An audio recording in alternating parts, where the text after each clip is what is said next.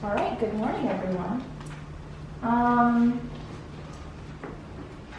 Give me an example of a time when you had to think on your feet in order to delicately extricate yourself from a difficult or awkward situation.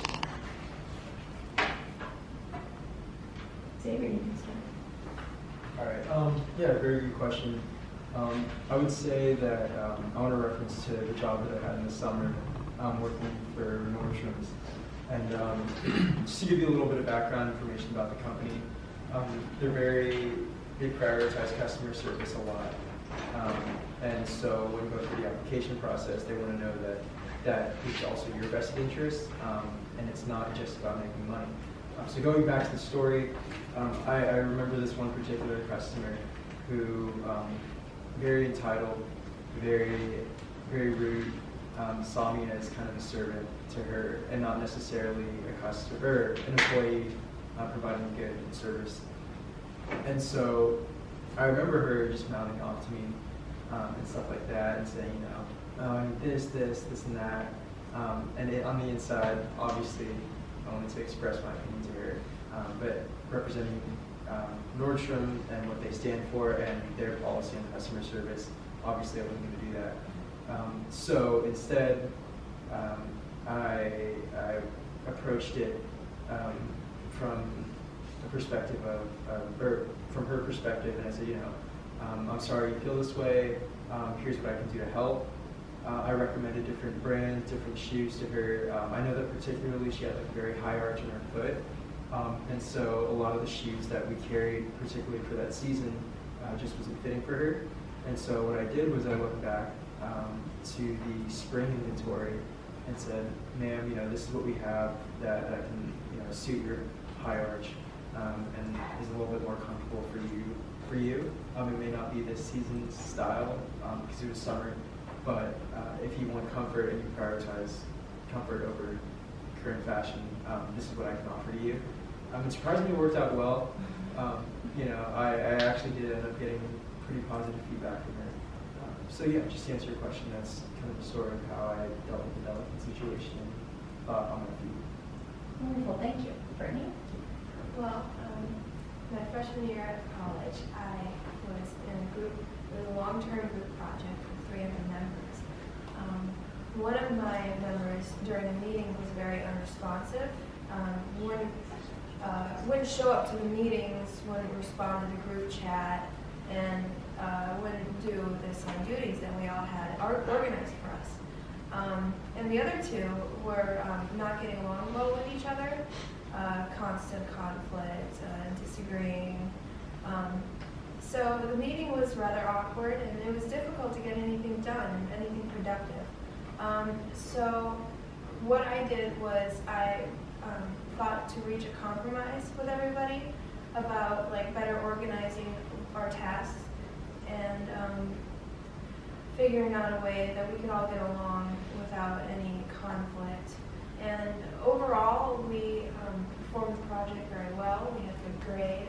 Our professor was impressed. And I look back and think that I'm glad I handled it in such a calm way. Good. Mitchell, just going to repeat the question. Give me an example of a time when you had to think on your feet in order to delicately extricate yourself from a difficult or awkward situation.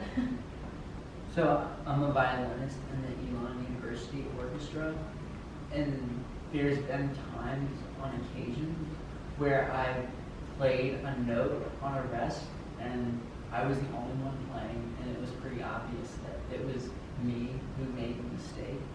So I learned to just pay more attention to orchestra. Part of the hardest part about orchestra is counting the rest to know when to come in on the right part, and also making sure that I'm keeping up with practicing is important. And also, if I have a question about music, make sure I'm asking other violinists and the conductor so that I avoid misinterpreting his signals or what's written on the page that could cause me to play the wrong note and make it really obvious. So what did you do to get yourself out of that negative situation, that awkward situation? Did you have to talk to anybody? Did you have to do anything after the fact? And it sounds like you had some self-learning. Yes. So, but once I played the note, like, I made a mistake. There wasn't a whole lot I could do about it to avoid that particular mistake. From the time I played it, but then in the future, just paying attention more and really counting the beats and being more precise. Thank you. Yes. Okay, so last year I worked in the restaurant industry, and my boss was upset at my colleagues because everybody was showing up to work late, like regularly. So he brought us in for a whole an employee meeting and kind of just really expressed his feelings about how we were late, how he felt about employees being late. And it was kind of like shocking to everybody, and it kind of made the workplace a little bit hostile because we all knew the boss was upset. And so I decided to go into the office, my boss's office, and say, I think that maybe an incentive for coming in on time would be to, if everybody shows up on time for a couple of weeks straight, then we could have maybe a work party or something, an incentive to incentivize the employees to come in on time. And he kind of took that idea and brought everybody back together and placed that idea onto the employees, and everybody kind of like it was a better workplace environment. It wasn't as hostile, and it made it a little bit less awkward to work, and it made us more productive in the workplace. Awesome. Well, thank you guys so much. Take a breath. All right. So, Xavier, why don't you talk to us about your experience with this? How relevant do you feel like your answer was, and how confident did you feel? Any feedback that you want to share? Yeah, so like when I first heard this question, I kind of like freaked out. It's like, oh crap, I don't have anything to bring up like on the spot. Now, let me stop you. Did anybody think that he was freaking out? Did anybody see that? No. Does not come through at all. So, right. Our nerves are our own issues. Yeah. We have butterflies, get them to fly in formation, right? They don't necessarily have to come out and give you away, right? And I don't think that they did. So it's interesting to hear your feedback, because you might leave an interview, nailed it, but you think, oh God, that was terrible. I'm not even going to bother writing a thank you note. Yeah, I mean, Yeah. my mom, like, she works in sales, so like she's taught me some of her techniques, and like, one of those being like, first of all, just like don't show it. But I kind of just referenced something recent, because like mine works off of recency. So I just thought about like different situations that were most recent in my life that I could potentially use, or that have like the most potential for this answer. So I mean, like overall, I thought it was pretty good. I definitely could have made it a little more concise. I felt like I was rambling a little bit. But yeah, I mean, I'm not complaining about my response at all. I would give you some feedback, some negatives that you brought up. So look at the video. You talked about customer mouthing off. That's not language you would use in a job interview. Yeah. Because they're like, gee whiz. How is he going to handle constructive criticism? And if I were the interviewer, I'd say, hey, you didn't really answer that question. And I'd be a little tone deaf to what you were saying, and try to provoke you to see if you're someone who can't handle criticism. So nobody wants to manage somebody who can't handle it, because that takes so much more time. They want to see, can you fit right into this culture and go with it. But I thought the story was great. Just look at some of the language you used. Could you just edit that out? Okay. She was a difficult customer. Gotcha. She wanted the latest design. She didn't want last year's, thing. I made it work. End of the day, you were the star. You got a good review, right? You had a good result. Okay, so does that make sense to everybody? Okay. Brittany, tell us how you felt and how it worked out for you. Right, well, when I heard the question, I was just thinking, okay, so give me an example of time when you had to think on your feet about a difficult situation. I was like, well, right now would be I love it. But, I was, the situation that I talked about specifically, I don't really remember it that well. It was a while back, and so pulling that memory and like getting all the details right, but like not saying too much was a bit difficult. I felt like I stumbled on my words a bit too, but overall I feel like it was fairly relevant to the question. I thought it was relevant. Did anybody think she stumbled? I thought you were a little quiet in your answer. And I know that's part of your personality, but try to bring it up just a little bit more, right? A little bit more energy. And that could just be with a simple nod of the head, leaning forward a little bit, using a gesture. You don't have to necessarily adjust your voice and be a different person. Okay? Good job. All right, Mitchell. Tell us about your experience with this. How did you feel answering the question? How relevant? So I think my answer was okay, but I feel like had I had more time to think about this question, I could have given a little bit of a better, more professional answer. Possibly like a different mistake. I mean, I guess playing a wrong note is kind of like a little thing, but I felt like it could have gotten an answer that was more relevant. I think the answer, you could use that answer, but maybe tweak it just slightly to say, you know, when somebody says something, you know, I've been in a situation where I've been in a meeting and someone says something off the cuff, and I say, you know, everybody's like, oh boy, now we know where this person stands on this issue. It's a gaffe. And that kind of thing happens all the time in business, and many times they're coached afterwards. That's why I followed up with the question, did you have to communicate in any way with the orchestra leader or with your section leader to say, I know I gaffed, everybody saw that I did, I played when there was a rest, you know, I'll work to improve on that. So people want to see what was their growth out of that issue. But also think about all the other stories you have to tell about shadowing other people in the medical community. You know, you've done a lot of that work with people in dentistry. Was there an awkward situation you had to get in and out of? Maybe you were shadowing somebody and it was a difficult patient and you kind of had to excuse yourself. Those types of examples might work as well. There was one time I was at a Missions of Mercy and the patient tried to hug me, but the policy was, if you're not a dentist, you shouldn't touch another patient. Yeah, So, we appreciate that. I don't know if that would have been a good answer or not. Well, I think having talking about propriety and what's appropriate in business settings, you could talk about it in those terms. It certainly fits the bill for an awkward situation. Creepy. All right.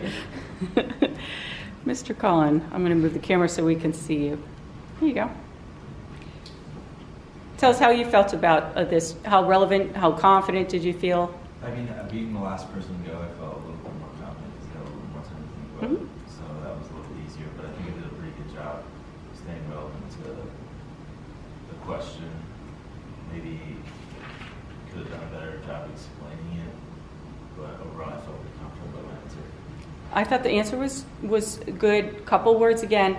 Don't use the word hostile when you're interviewing for a job because they're going to see you as the big L, lawsuit. If you're talking about a hostile work environment in another place in a job interview, they're not going to be very comfortable bringing you into their herd.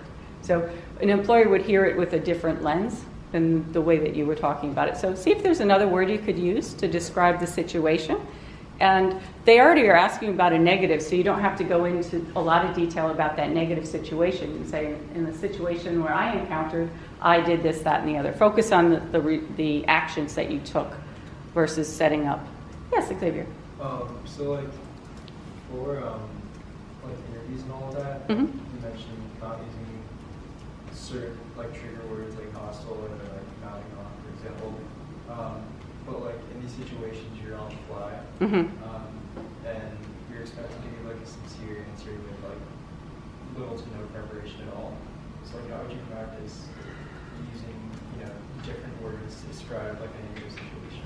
I think that they do expect you to practice these types of questions.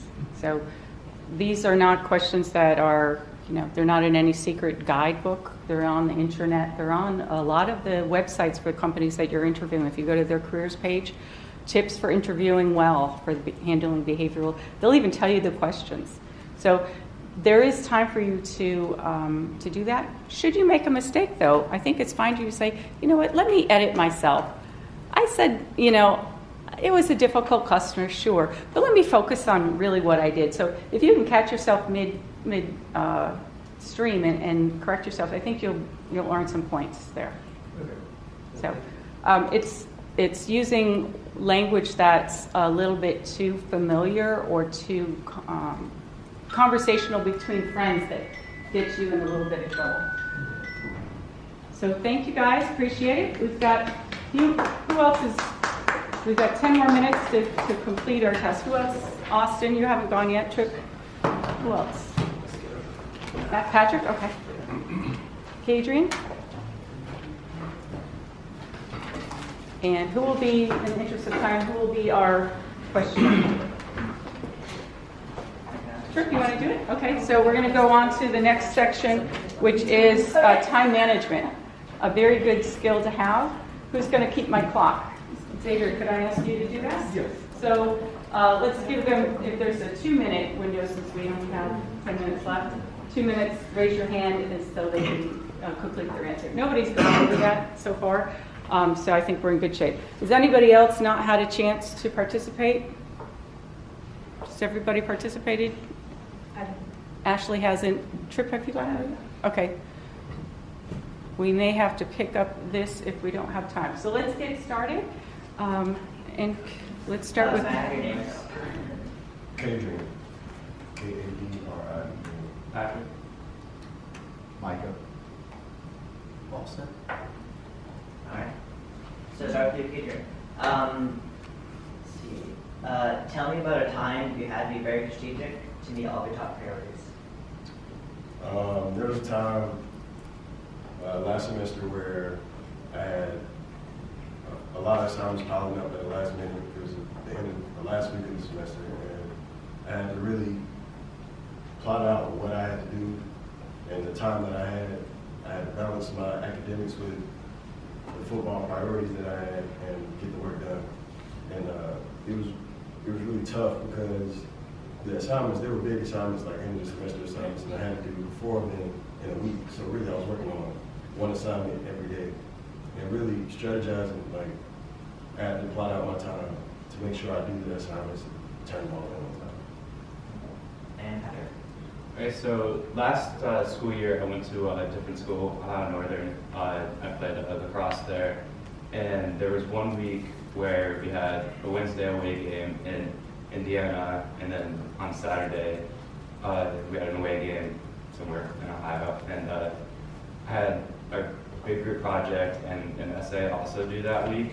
And at the beginning of the week, like I knew this was gonna happen, and like I was super stressed about it. Like I didn't think I was gonna be able to get all my stuff done, so I wasn't gonna be able to do anything Wednesday or Saturday, and meet with my group and everything. So I actually had to write out like a list, like day to day, like this hour I'm gonna do this, this, and this, and to actually make sure that I was gonna be able to get everything done on time, and it ended up working out okay.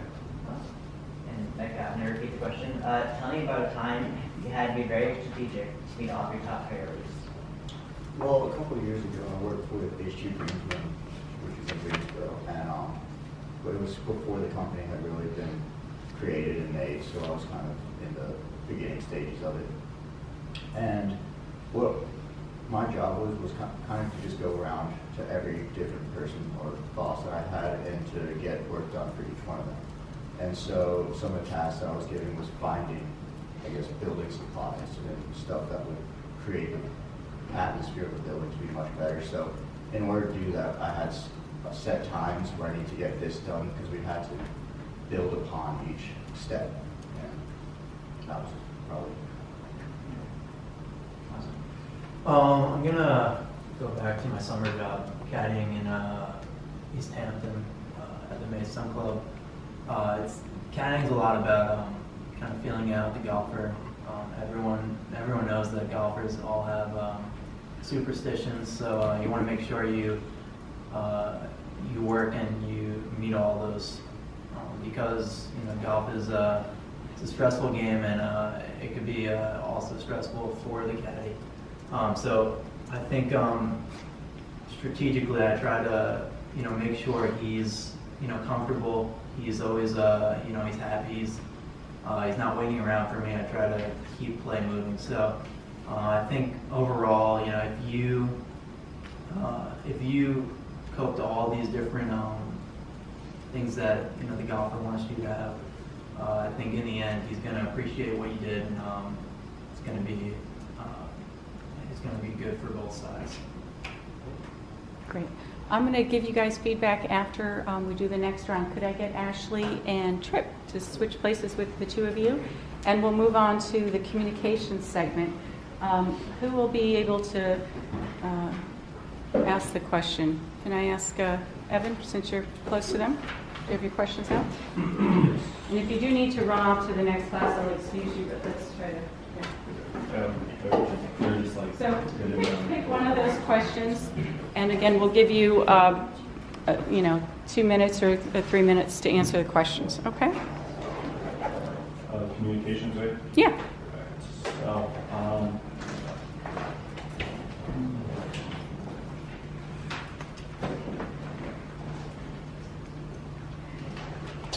okay, so tell me about a successful presentation you gave and why you think it was a hit.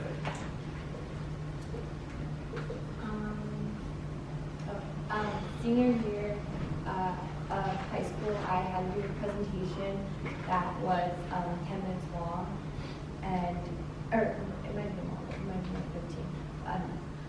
And the presentation was, because of the length of it, and I had seen the previous day, people already giving presentations that a lot of people were losing focus. So in my presentation, I kind of want to engage people more, so I included more discussion questions and videos and images. So I think that giving a presentation isn't just about having a lot of great information. It's also about engaging your audience. So yeah, I think it was a success. Last semester, I took part in a study abroad class where we went to Spain and Morocco, and during the fall we had like a prerequisite class towards what we'd be learning in country. And so we broke up into different groups, and we came up with these topics that I want to discuss further and learn more about. And my group was the immigration issues between Spain and Morocco, whether it be illegally and legally. And we had to create a 25-minute presentation to tell to everyone in the class.